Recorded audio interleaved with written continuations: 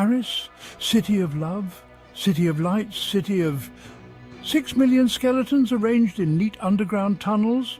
Yeah, that too.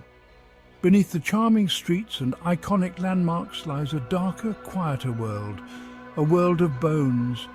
Welcome to the catacombs of Paris. Not your typical tourist trap. Forget the Eiffel Tower and the Louvre. We're going underground, literally. We're diving deep into a hidden Paris, a place where history, death and the macabre collide. Ready for a bone-chilling adventure? Then let's descend. Imagine 18th century Paris. Not exactly a sanitary paradise. Streets overflowed with, well, let's just say things weren't pretty. The graveyards?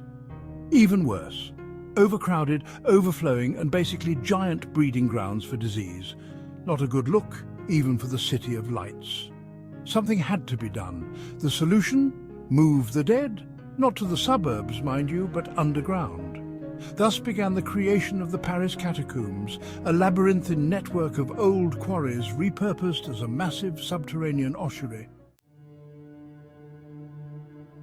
Starting in the late 1700s, under the cover of night, countless skeletal remains were transferred from Parisian graveyards to their new permanent home. The process took decades, involving meticulous planning and laborious effort.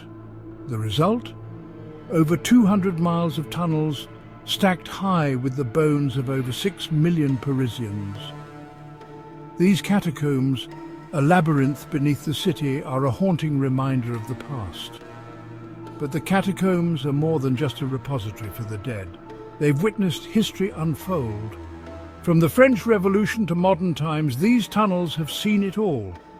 Secret societies held clandestine meetings in their depths, plotting and planning away from prying eyes. Revolutionaries used them as hideouts, finding refuge in the dark, winding passages during times of turmoil. Even the Nazis had a bunker down there during World War II, using the catacombs for their own strategic purposes. Talk about a place with stories to tell. The Paris catacombs are not just a burial site, they are a silent witness to centuries of history, revolution and intrigue, holding secrets that may never be fully uncovered. Speaking of stories, let's talk about the weirder side of the catacombs. Ever heard of the Philippon Society? These guys were doctors who decided to decorate their catacombs meeting room with, wait for it, anatomically arranged skulls. Charming, right? And what's a good secret society without a bit of booze? Turns out, the catacombs were once home to vineyards. Yes, vineyards. Apparently, the cool, damp conditions were perfect for growing grapes. Who needs sunshine when you have 6 million skeletons and a thirst for wine? So, what's it actually like to visit the catacombs? Imagine stepping into a world where the past whispers through every shadowy corner. Prepare yourself. It's a descent into darkness, both literally and figuratively.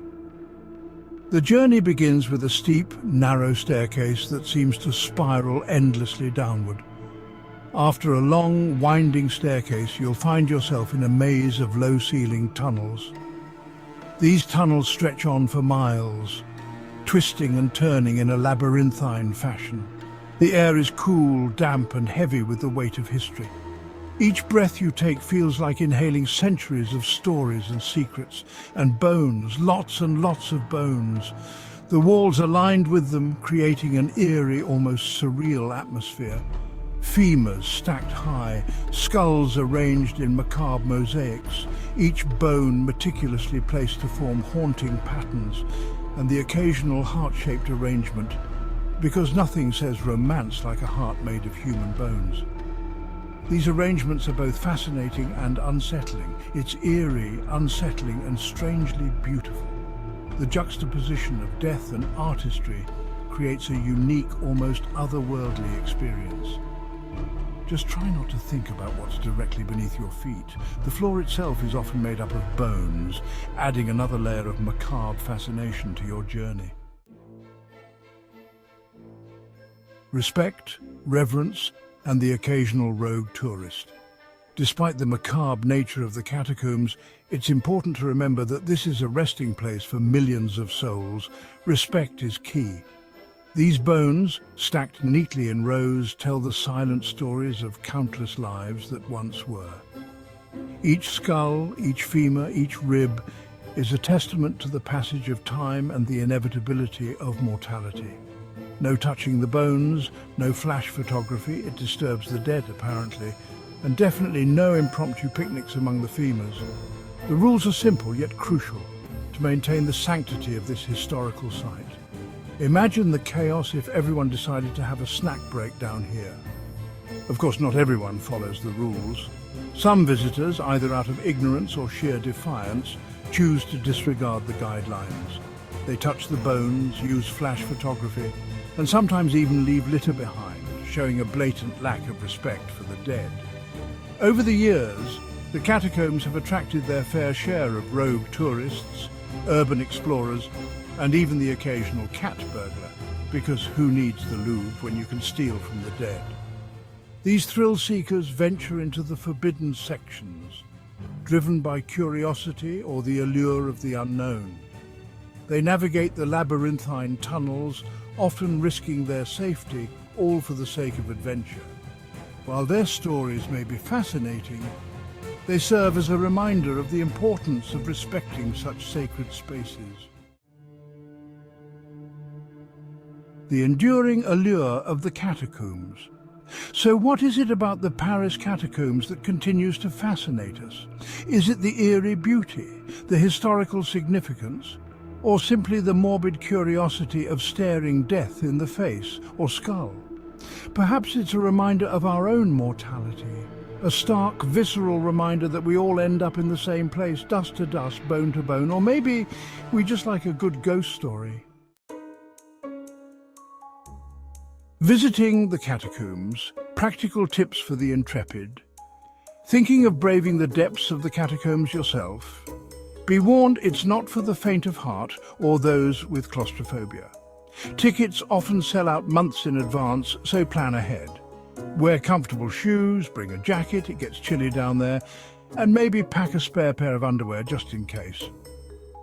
Oh, and one last thing. If you happen to see a shadowy figure lurking in the tunnels, don't worry. It's probably just a lost tourist. Probably. A final thought: life, death, and the echoes of history. The Paris catacombs are a strange and wonderful place, a place where the line between life and death blurs, a place where history whispers from the walls of bones. It's a reminder that even in death we are surrounded by stories. So the next time you're in Paris, skip the Eiffel Tower and head underground. Just don't forget to bring a flashlight.